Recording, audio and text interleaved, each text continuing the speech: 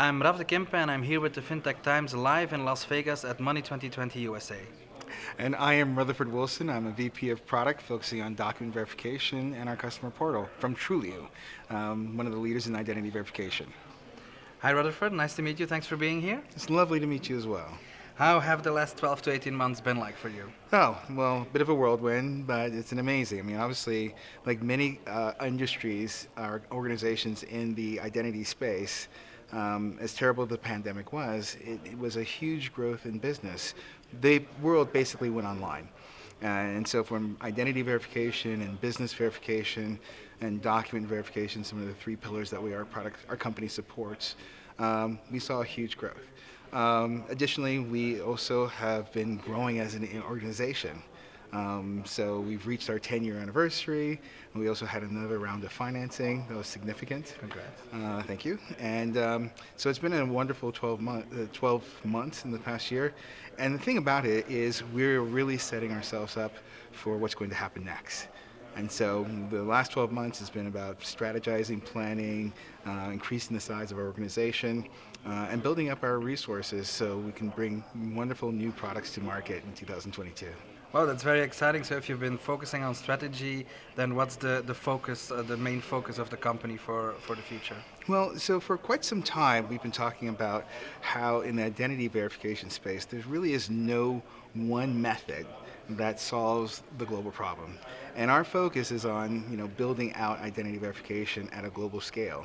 So customers who want to go live with, meeting their KYC and AML regulations in 10 markets, those are the kind of companies that we we design our products for. And so, even in that world, verifying somebody in the UK is going to be different for the techniques that you have to bring to market to verify somebody in Dubai. And those are going to be also different than how you're going to verify somebody in Lagos. So we are looking at how to orchestrate multiple types of identity verification together in order to provide, at the end, a verifiable identity that you can trust. Okay.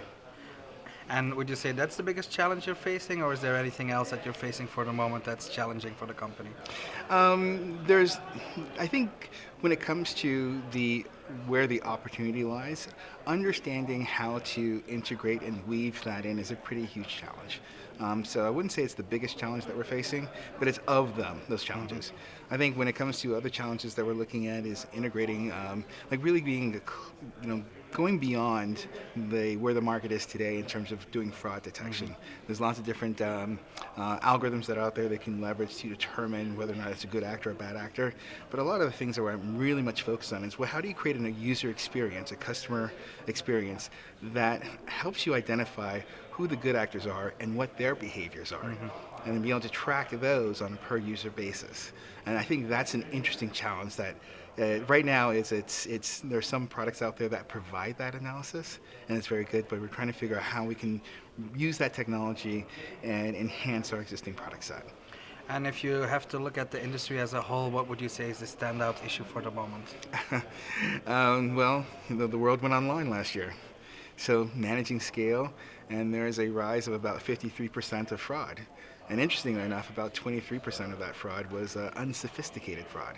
Okay. So things that are actually interesting, but easier to catch, but that just means that there's people that are trying different vectors to penetrate your system. And so I think fraud is still, like it was last year, like it was the year before, is one of the bigger challenges because it is a changing game. It's an arms race, if you will, where you have to continually to evolve and change your algorithms. And with so many people coming online, behavior patterns have changed.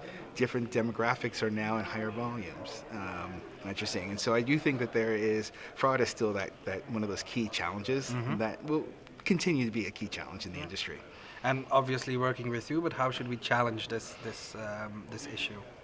Well, I think there's two ways of looking at it. I mean, obviously technologies are always improving to combat against fraud, as well as fraudsters are always figuring out new ways to game the system. But I think one of the things that I spoke about yesterday in my talk is you have to remember that you still want to create a customer experience that is as seamless as possible. And even though there are still these challenges and that are growing and they feel somehow difficult to manage. Um, you have to keep your eye on the ability to create a seamless customer experience. So I think some of the interesting things that I think are happening in the industry is invisible authentication or passwordless authentication. There's many different terms for it. But I do think there's lots of different technologies that can allow for connecting your identity directly to a transaction or directly to payments that unlocks that payment. And that I think is one of the challenges over the next couple of years people will be figuring out how to solve. Yeah, definitely. And obviously your talk here and being back person to person contact, but what's the goal for you to take away from Money 2020 here in the US? I think one of the goals to take away is actually just on a personal side.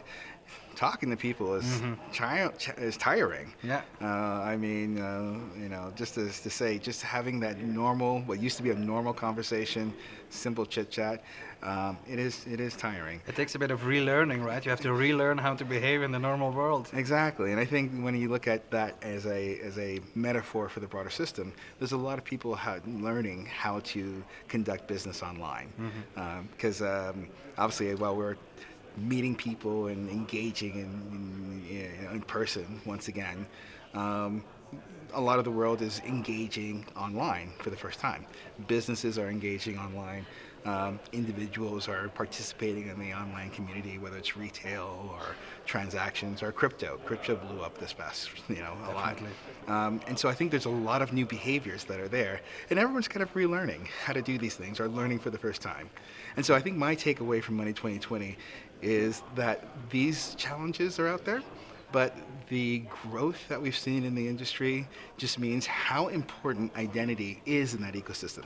There's lots of different layers in terms of the overall theme of Money 2020, payments, but identity seems to have been risen to such a critical aspect of starting that journey and then being able to revalidate as you onboard and engage with that customer throughout their life cycle.